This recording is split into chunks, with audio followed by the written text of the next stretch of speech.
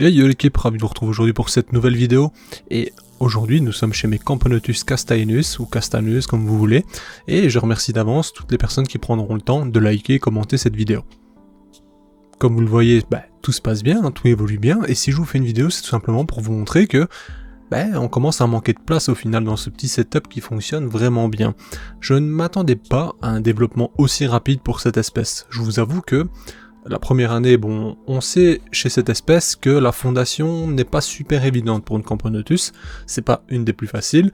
Ensuite, elle est un peu lente dans les débuts, mais franchement, je m'attendais pas à ce que ça parte aussi vite ensuite. Là, vous le voyez, en termes de nombre, de population, on s'approche certainement de la centaine d'ouvrières. Franchement, je suis assez surpris. Donc on va forcément leur trouver un setup pour la suite, un setup que j'ai déjà prévu, enfin du moins que j'ai déjà reçu. Vous allez vite comprendre dans peu de temps, ce week-end en soi, vous allez vite comprendre. Et on peut également apercevoir un premier major. Alors, ce qui fait que vous allez directement le reconnaître comme à l'image, c'est tout simplement le fait que sa coloration est plus foncée. Sur l'image, on dirait qu'il n'est pas grand, mais vous allez voir dans les prochaines séquences justement, vous allez vous rendre compte que quand même il est vachement plus grand qu'une ouvrière. Alors ce qu'on va remarquer, c'est que sa coloration correspond bien plus à celle de la reine directement, donc il est plus foncé mais sur toutes les parties de son corps. On a également une tête qui est bien plus large que les ouvrières, donc on est vraiment sur le double triple facile par rapport aux ouvrières. Là vous le voyez à l'image d'ailleurs, là on se rend compte par rapport aux ouvrières à côté qu'il est vachement plus costaud, sachant que c'est les premières générations. Donc c'est pas encore très grand, vous voyez. Donc voilà, c'est assez surprenant, franchement je suis assez content, du coup premier major dans la colonie, ça fait plaisir, petite colonie, on va plus l'appeler fondation je pense maintenant, on est sur une petite colonie. Qu'est-ce que je peux vous dire à leur sujet? Vous le voyez, il y a un tube qui est totalement vide et sec, elles vivent très bien à l'intérieur, on a un tube humide bien entendu, d'ailleurs une légère condensation, sachant que avec les chaleurs actuelles, ils sont pas spécialement chauffés. À partir du moment où j'ai 26 plus ou moins en température ambiante, pour moi c'est parfait, je chauffe pas. Cependant, si on descend à 24, je vais tout de même allumer les tapis pour remonter à 26, vous voyez un peu l'idée. Alors à savoir qu'une température ambiante ou un chauffage directement par contact, que tel un tapis, etc., c'est une chaleur vraiment différente. Alors, sachant qu'il faut penser une chose aussi, si on est sur une température à 26 en température ambiante, avec la chaleur du dessous, ainsi que le manque d'aération, etc., on aura une sorte de condensation et une chaleur un peu plus haute. Si vous avez par exemple votre thermostat qui vous indique 26 et que vous l'avez placé sur le tapis directement, dites-vous que dans le tube il fait certainement 27-28. Bref. Alors comme vous le voyez, c'est une superbe espèce, franchement je vous l'ai déjà présenté, vous pouvez la suivre intégralement en fait sur la chaîne, de ses débuts jusqu'à maintenant, donc tous les stades, la fondation aussi, ça c'est top. Et moi ce que je vais vous dire, je vais être très franc, c'est que cette coloration qu'elles ont, ces ouvrières, je les trouve très jolies, mais je trouve pas que ce soit les plus belles Camponotus, du moins la reine est magnifique, les majors sont magnifiques, mais je sais pas, les ouvrières, je trouve que c'est beau, mais je sais pas, sans plus, je suis pas convaincu à 100%, vous voyez l'idée? Bon, je suis totalement franc, même si ça change des colorations habituelles, on remarquera d'ailleurs par cette image qu'il y a pas mal de naissances en ce moment, on remarquera l'absence de coloration, ou du moins une coloration très légère. Voilà, mon avis est que, voilà, reine magnifique, major magnifique, coloration incroyable, mais petite déception sur les ouvrières qui, pour moi, ont moins de coloration. Alors, ça peut changer par la suite, c'est ça qu'il faut rester attentif.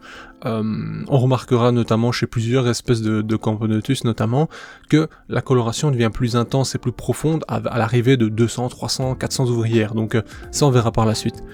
Je parle par exemple pour les Camponotus barbaricus, dans les premiers temps ce n'est pas spécialement les plus belles, maintenant qu'elles sont 200-300 à la maison, vous remarquerez qu'elles ont une coloration bien plus particulière et plus intense et c'est nettement plus beau.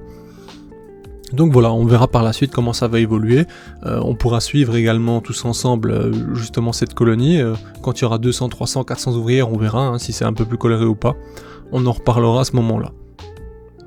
Mis à part ça, en termes d'alimentation, c'est très simple, elles ont une blatte tous les 2 jours, donc elles mangent bien, une blatte ou deux, ça dépend un peu de l'appétit, si je vois qu'elles déglinguent la première vraiment très rapidement, j'en rajoute une. Le but n'étant pas qu'elles laissent des déchets, ainsi j'ai le moins possible à ramasser en soi. Elles ont du liquide sucré également tous les 2 jours. 3 jours parfois, ça dépend un peu de comment ça a consommé. Si je vois qu'elles ont des physogastries vraiment importantes, ben, je les laisse 3 jours. Si je vois qu'elles ont déjà quand même bien utilisé les réserves, ben, je les laisse, je les nourris tous les 2 jours, bref. Pour les températures, du coup, moi, je ne monte pas au-delà de 26 avec elles, maximum 28 je dirais, mais ça fonctionne très bien cette température-là. Mis à part ça, bah vous l'avez vu, un setup très classique, un setup que j'ai déjà exploité de nombreuses fois sur la chaîne, qui est donc le setup classique AliExpress, je l'appelle.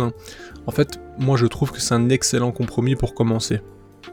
Pour moi, je vois ça d'un autre œil aussi, je me dis voilà, admettons vous souhaitez maintenant commencer l'élevage de fourmis, mais vous vous lancez dans le grand bain. Donc c'est votre premier achat, et vous avez pas envie spécialement d'investir beaucoup d'argent parce que ben voilà, vous êtes un peu dans un domaine que vous ne connaissez pas, vous n'êtes pas sûr de vous, et en plus de ça vous avez un peu peur parce que vous connaissez pas, vous savez pas comment vous allez maîtriser tout ça, bref. Alors à ce moment-là on regarde plus à son argent, je suis passé par là, donc moi non plus au début j'avais pas envie de mettre 100-150 € dans des setups de ouf, surtout pour commencer, sachant que, je rappelle, dans les débuts, un tube généralement ça suffit déjà pendant 2-3 mois, mais bon bref, passons.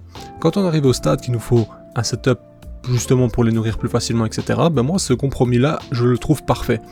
L'air de chasse nous revient à 5 € maximum.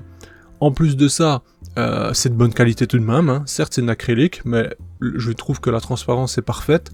Généralement c'est bien collé, parce que oui c'est certainement collé avec une colle pour l'acrylique, etc. On a une aire de chasse avec justement le micro-grillage qui est très bien taillé, jamais eu aucun problème. Franchement pour le prix, que dire. Alors on peut ajouter 2 tubes, donc je trouve que c'est franchement parfait. Regardez ici ma fondation, ça fait un moment qu'elle est dedans, ma petite colonie, et tout roule quoi. Combien de fondations j'ai déjà réussi et où j'utilise justement ce système de double tube. Je pense que j'en ai bien fait une vingtaine déjà, et je n'ai jamais eu d'échec vis-à-vis du setup, vous voyez l'idée. Donc franchement, moi je trouve que c'est niveau rapport qualité-prix, c'est incroyable. Alors, pour des setups, enfin pour des espèces peut-être plus, par exemple, je sais pas moi, des Polyrhachis, potentiellement des Ponérines, etc. Effectivement, à ce moment-là, on partirait plus sur les setups AliExpress aussi si on le souhaite, hein. Mais vous voyez avec les 3-4 petites chambres, etc., avec une sorte de granulé dedans et tout, ça je trouve que c'est vraiment un meilleur compromis, ne fût-ce que pour l'humidité, le substrat qu'on peut ajouter. Je pense que ce sera plus efficace pour ce type d'espèce. Maintenant, pour les Polyrhachis, là c'est encore un autre domaine à voir franchement, mais bon bref. Tout ça pour dire que, pour moi, ce setup double tube, franchement, niveau rapport qualité-prix, c'est un régal. Ça permet de fonder énormément d'espèces, et c'est vraiment franchement quali, ça prend peu de place, ça vous permet de gérer toutes vos fondations tranquillement, d'optimiser justement l'espace sur le tapis chauffant, enfin voilà quoi. Après ce n'est que mon avis, hein, j'essaie pas de vous convaincre d'aller acheter des aires de chasse chez un vendeur chinois sur AliExpress, hein. C'est pas mon but, hein, je ne gagne absolument rien à ça, mais je vous fais par la même occasion une sorte de retour produit en gros, même si je pense qu'il n'y a plus rien à prouver sur ce style de produit. Pour les tubes, ça c'est des vieux tubes que j'avais, hein, donc que j'ai acheté depuis le début, que j'avais acheté sur Laborglass de mémoire, je pense, quelque chose comme ça, et franchement la qualité est impeccable. Je tiens à vous prévenir que les nouveaux tubes chez Ant House cependant, donc en 16 par... ouais c'est ça, c'est du 16 par... je sais même plus, mais bref, des tubes classiques comme vous avez devant les yeux, j'ai un petit trou, ils sont pas terribles les nouveaux tubes, mais vraiment pas terribles, c'est-à-dire qu'on a des sortes de rainures dedans, enfin la qualité est médiocre, vraiment médiocre, donc je vais leur écrire parce que franchement je trouve ça un peu ridicule, mais bon bref, pour gagner quelques centimes en soi, enfin voilà. Donc je tiens à vous prévenir que ne vous attendez pas à une grande qualité sur les tubes Ant House pour l'instant, j'espère que ça va changer d'ici peu parce que là c'est catastrophique. Enfin voilà, sur ce, on aura vu un peu l'évolution de cette colonie, je vous présenterai prochainement leur futur nid, on verra le déménagement, on verra comment ça se passe à l'intérieur, hein, si elles prennent position dans les nouveaux lieux, on verra comment ça se passe tout simplement, vous me direz ce que vous en pensez, et voilà. Hein. En tout cas, je tiens à remercier toutes les personnes qui prennent le temps de m'écrire sur la chaîne, qui prennent le temps de liker. Franchement, c'est grâce à vous qu'on avance. Hein. C'est également grâce à vous que la motivation est toujours présente, parce que forcément, plus je vois de likes, plus c'est motivant, plus je lis des commentaires, plus c'est motivant. Quand vous avez 1000, 2000 vues et qu'il n'y a que 20 commentaires, ça fait un peu chier, vous voyez. Tandis que quand tu vois que voilà, t'as 1000 vues et t'as 200, 300 commentaires et au moins 200, 300 likes et 50 commentaires, là ça fait plaisir quoi. Enfin voilà, Personne n'est obligé à rien, bien entendu, hein. Tant que vous vous faites plaisir et que vous kiffez, c'est le principal. Sur ce, je vous dis à bientôt pour de nouvelles vidéos, notamment un unboxing ce week-end. Donc ça devrait vous plaire parce qu'on est sur quelque chose de XXL, vous allez voir. Sur ce, bye l'équipe, profitez bien de vos familles. Bye.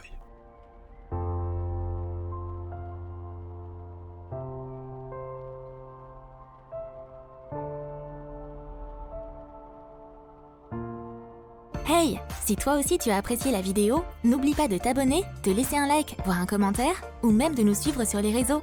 Merci et à bientôt l'équipe.